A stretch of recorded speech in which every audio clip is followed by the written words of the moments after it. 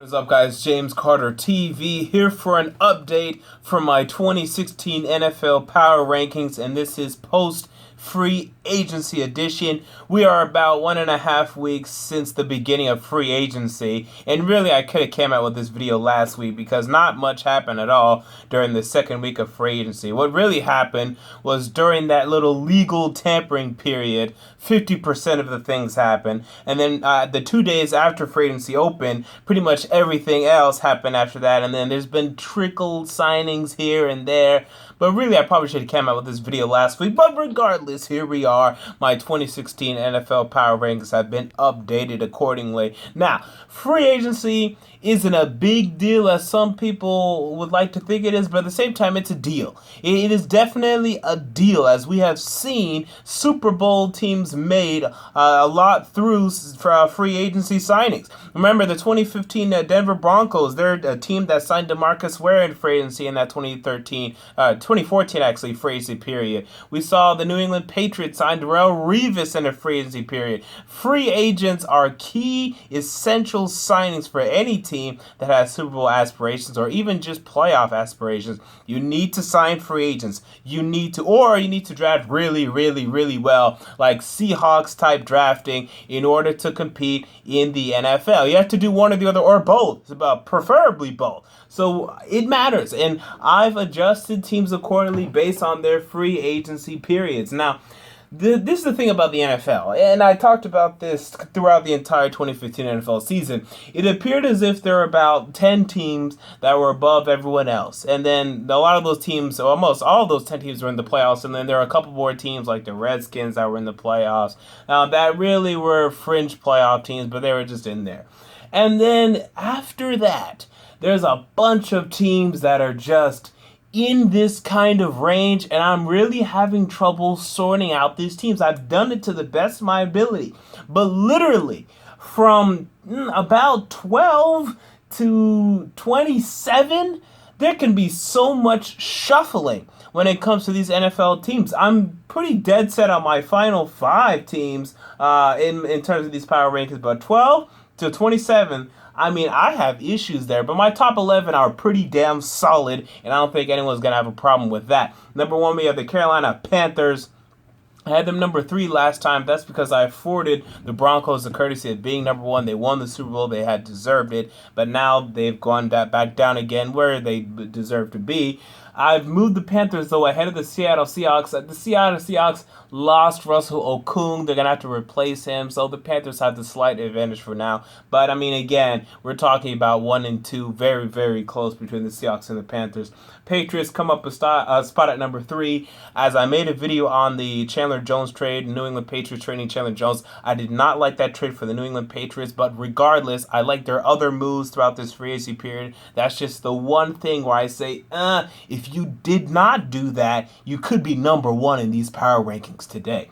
Number 4, the Green Bay Packers. Number 5, the Pittsburgh Steelers.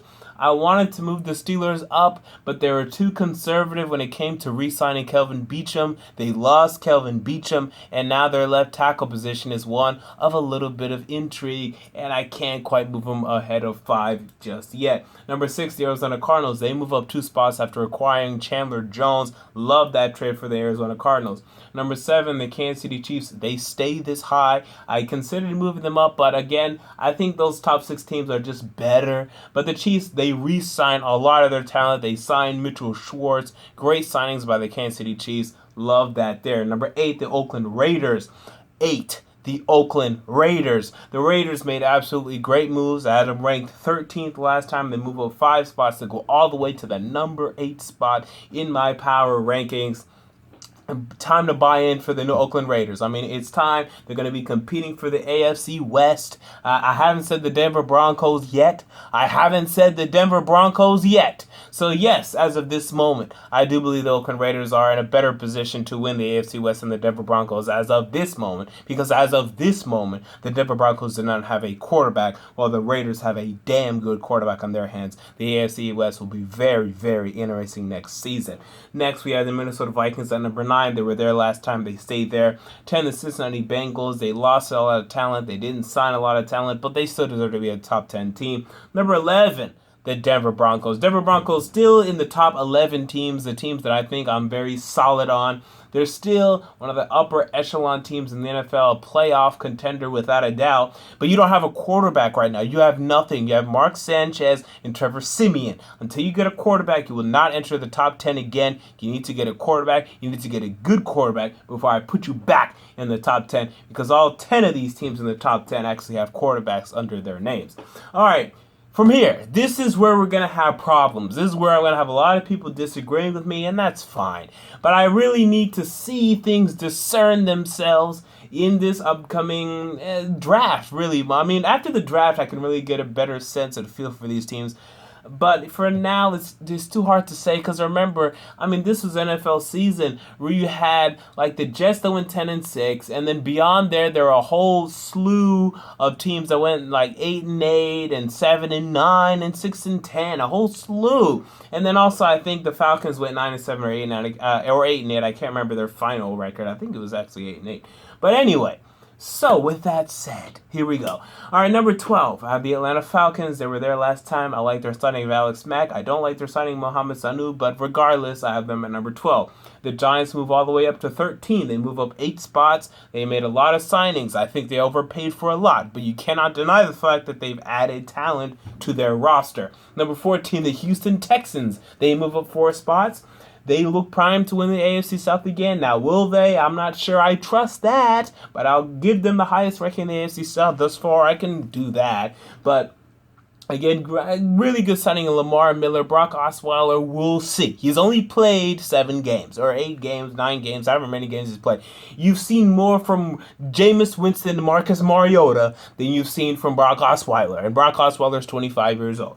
All right, next we have Tampa Bay Buccaneers to move up a couple spots to go to number 15. And then here we go. I have the Chicago Bears, number 16, moving up 10 spots. Last time they were 26, now they're 16. I love what the Bears did in free agency, signing Jarrell Freeman, signing Danny Trevathan. Their defense will be markedly improved with those 2 players, and they look as if they really have a goal in mind in terms of how they want to mold this team, and I really like the direction in which they are going. Next, we have the Washington Redskins, followed by the San Diego Chargers. Again, a huge riser. These are their 2 biggest risers, are the Bears and the Chargers, both moving up 10 spots, because I think these are the 2 teams that really won free agency in terms of getting talent, but also for the right price. I was so impressed by the Bears and the Chargers that will be looking once again to be playoff contenders. Next, we have the New York Jets. They lost about 5 spots here because, as I said with the Denver Broncos, right now the New York Jets do not have a quarterback. They have Geno Smith, who we've seen too much of. We know at this point Geno Smith is not a good NFL quarterback. Get a quarterback and then you can rise back up in these power rankings. The Buffalo Bills fell down a couple spots. Did not make enough signings for me. You're starting to lose grasp on what could have been playoff contention. Bills need to step it up and have a good draft.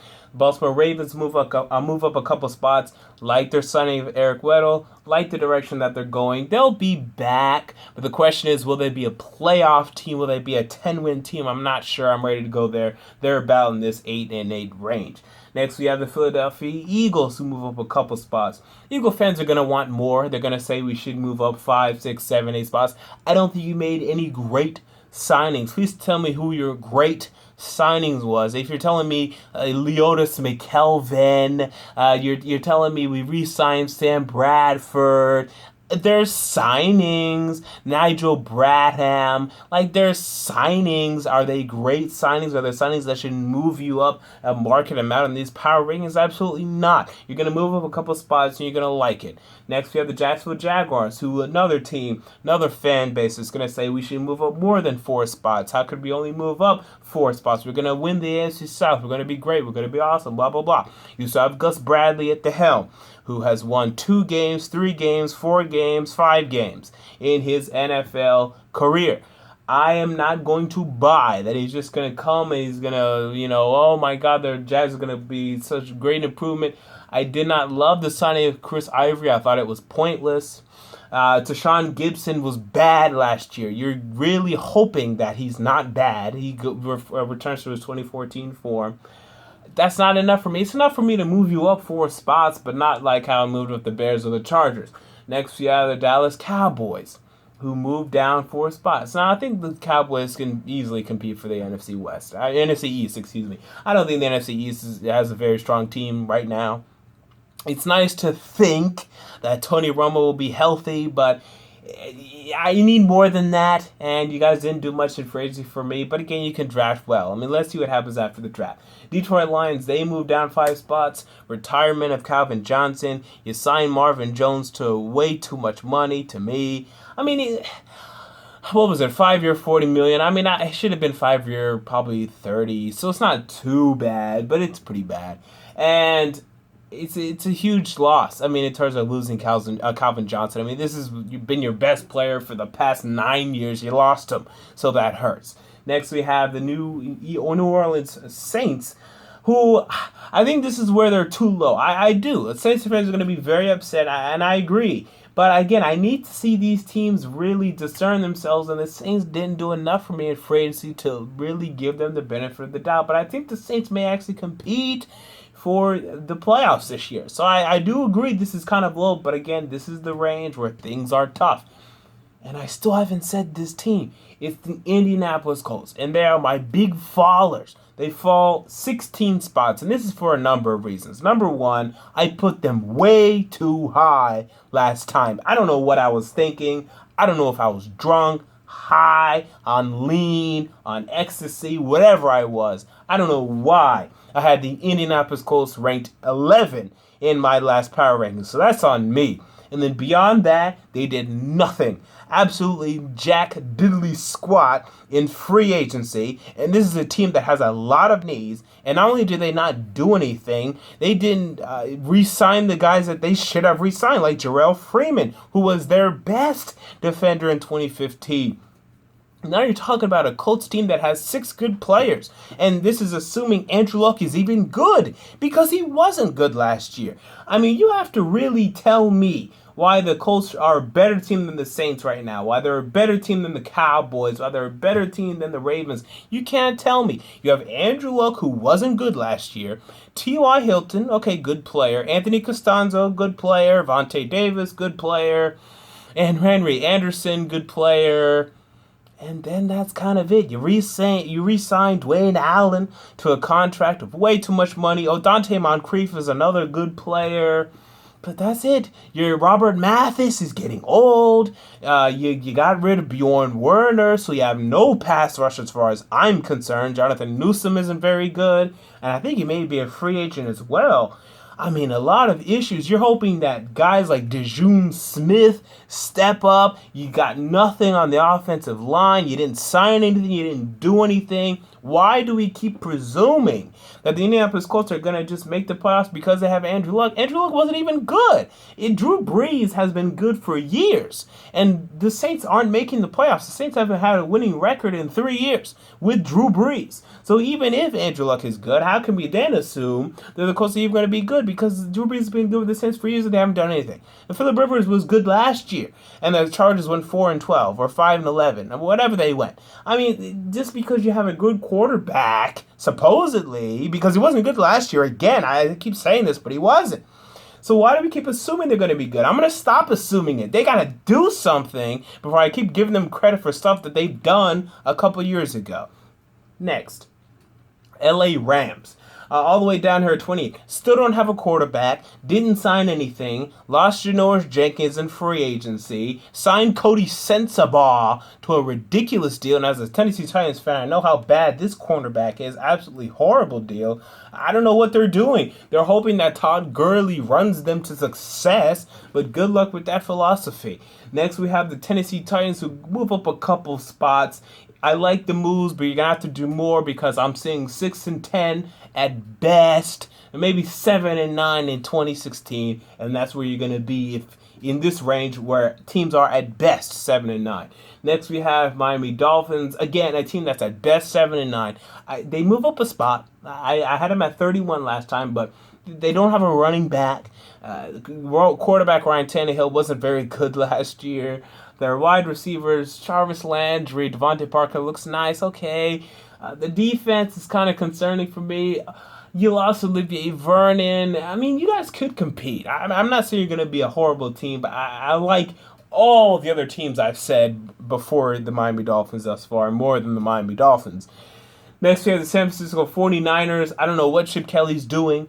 I don't know what he's not doing. He's not signing anybody. I don't understand it. I guess because he's overcompensating. Last year, he didn't sign he signed everybody. He signed DeMarco Murray. He signed this guy. He signed that guy. This year, he's saying, I'm not going to sign anything. But this 49er team is defunct of talent. The quarterback position is in turmoil. Who knows who's playing quarterback next year for the San Francisco 49ers? So until I can get some sense of direction from this organization, they will be 31st in these power rankings because they still aren't as bad as number 32, and that is the Cleveland Browns, who come in at number 32. They will be picking first in the 2017 NFL Draft as far as I'm concerned. An absolutely horrible team. They're losing everybody. They had 5 good players. They lost 4 of them. The only good players they have left on that entire team is Joe Thomas, Joel Bitonio, and that's it. Joe Hayden wasn't even good last year. So the Cleveland Browns are in big trouble. And here I was saying, hey, they got Hugh Jackson. Look out for the Cleveland Browns, who signed Hugh Jackson. But, well, it looks like it's going to be a rebuild